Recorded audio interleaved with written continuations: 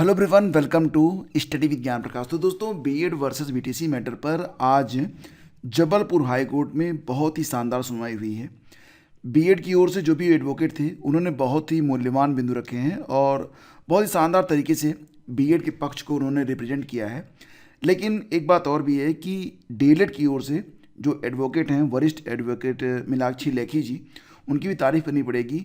और उन्होंने वर्चुअल तरीके से अपनी उपस्थिति कोर्ट में दर्ज कराई और बहुत ही इम्पॉर्टेंट पॉइंट्स उन्होंने भी रखे हैं।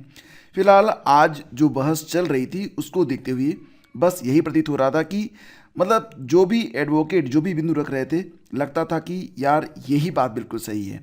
ठीक है, फिलहाल यहाँ पर जो माननीय जज हैं वे भी काफ़ी जो है इंटरेस्ट ले रहे थे और पूरे मामले को वो बहुत ही गौर से सुन रहे थे। उन्होंने भी कुछ महत्वपूर्ण सवाल पूछे थे बीएड के एडवोकेट से। तो पूरा मामला क्या है आपको बताना चाहेंगे।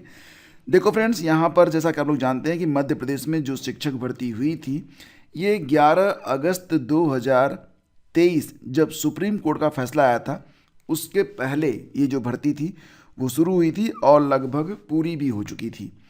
तो यहाँ पर आप लोगों ने देखा कि 11 अगस्त 2023 का जो फैसला है वो कब से लागू हो, इस मैटर को लेकर कई बार कई याचिकाएं जो हैं कई हाई कोर्ट में और सुप्रीम कोर्ट में भी दायर हुई हैं।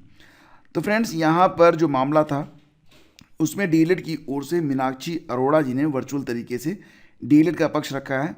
मीनाक्षी अरोड़ा जी ने यहाँ पर एक बिंदु ये भी रखा था, उन्होंने कहा था कि क्योंकि राजस्थान हाई कोर्ट का जो फैसला आया था जिसमें 2018 का एनसीटी का जो गैजेट है जिसमें ये कहा गया था कि बीएड जो है वो प्राइमरी के लिए अयोग्य है, ये जो गैजेट था राजस्थान हाई कोर्ट के द्वारा 25 नवंबर 2021 को क्वैश कर दिया गया है। तो उसी के हिसाब से ये पूरे भारत पर लागू होना चाहिए, ये बात यहाँ पर कही गई थी। तो इस पर जो जस्टिस सिलनागू जी थे उन्होंने कहा कि राजस्थान हाई कोर्ट का फैसला है तो ये एक स्टेट हाई कोर्ट का फैसला है जिसे हम पूरे देश पर लागू नहीं कर सकते हैं। और हाँ, एक बात ज़रूर है कि 11 जनवरी को जो केस एक आप लोगों को मैंने बताया था ना कि एक केस बीएड छात्र वेलफेयर की ओर से जो दर्ज हुआ था जिसको डिसमिस कर दिया गया था और उस समय बात चली थी कि 25,000 रुपये का जुर्माना लगाया जाएगा, लेकिन जुर्माना 10,000 रुपये का लगा था। ये बाद में हमें जब ऑर्डर आया था तो उसके माध्यम से हमें पता चला था।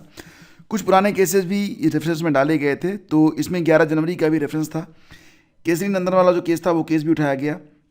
तो दोस्तों, यहाँ पर जो बीएड के वकील हैं उन्होंने जो बिंदु रखे हैं उसके हिसाब से उन्होंने कहा कि 11 अगस्त 2023 के बाद बीएड वर्सेस बीटीसी का जो फैसला लागू हुआ।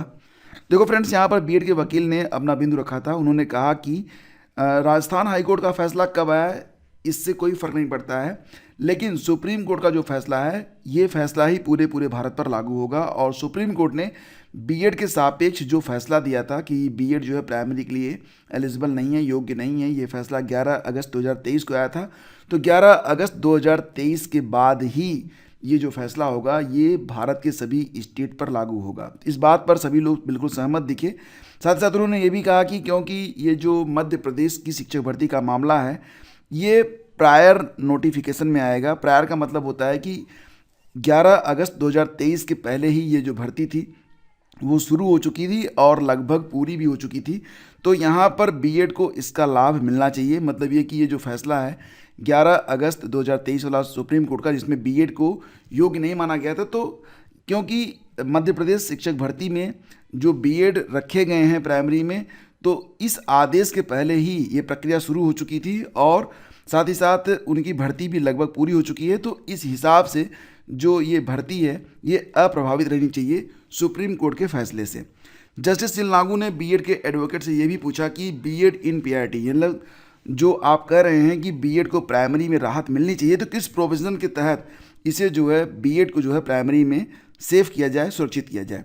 तो बीएड के एडवोकेट ने बस दो ही बिंदु रखे थे। उन्होंने कहा कि क्योंकि यह मैटर जो है वो 11 अगस्त 2023 के पहले का है, यानी कि सुप्रीम कोर्ट के आदेश आने के पहले का है, तो यह एक प्रायर प्रोसेस है। और साथ ही साथ उन्होंने ये भी कहा कि जो प्रायर नोटिफिकेशन के आधार पर बीएड के बारे में उन्होंने बात कही है। उन्होंने एक बिंदु और भी रखा है कि सुप्रीम कोर्ट ने स्टेट को भी कुछ लिबर्टी प्रदान की है कि अगर स्टेट चाहे तो अपनी ओर से कुछ स्वतंत्रता जो है वो प्रदान कर सकता है। हालांकि यहाँ पर मीनाक्षी अरोड़ा जी ने कहा कि जिस गजेट के आधार पर यह भर्ती हुई है उसे राजस्थान हाई कोर्ट ने 25 नवंबर 2021 को क्वैश कर दिया। तो ये प्रायर कैसे हुआ? तो यहाँ पर यह भी बिंदु रखा गया कि क्योंकि ये जो मामला था, आप जो आप बता रहे हैं राजस्थान हाई कोर्ट का, ये 25 नवंबर 2021 का जरूर है, लेकिन ये एक स्टेट हाई कोर्ट का मामला है जिसे पूरे भारत पर लागू नहीं किया जा सकता है। ठीक है। तो फ्रेंड्स, यहाँ पर मीनाक्षी अरोड़ा जी ने एक बिंदु और भी रखा है कि मध्य प्रदेश शिक्षक भर्ती ये सब्जेक्ट टू आउटकम थी।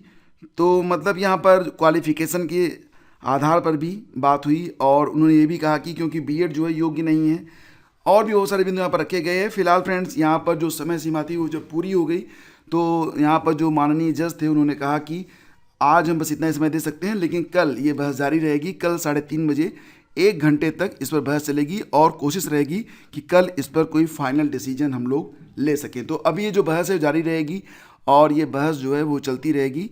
कल भी इसकी डेट है, और कल के बाद देखते हैं कि क्या होता है। फिलहाल ये एक सार संक्षेप था कि आज कोर्ट में क्या हुआ। ठीक है। तो फिलहाल फ्रेंड्स, उम्मीद करता हूँ कि आपको काफ़ी कुछ जानने को मिला होगा इस वीडियो से। वीडियो अच्छा लगा है तो लाइक और शेयर कर दीजिएगा। कल मिलते हैं कि क्या नई बातें होती हैं कोर्ट में, और इस मैटर को किस प्रकार से मतलब आगे जो है लीड किया जाता है। बहुत बहुत धन्यवाद। Please do like and share.